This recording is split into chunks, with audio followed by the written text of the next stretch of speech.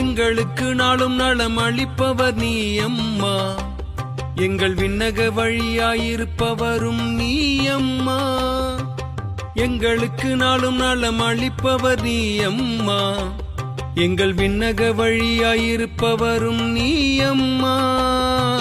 ஜெபங்களை இயேசுவிடம் சேர்ப்பவரும் நீ அம்மா, திரு அவையின் தூணாக இருப்பவரும் நீ அம்மா.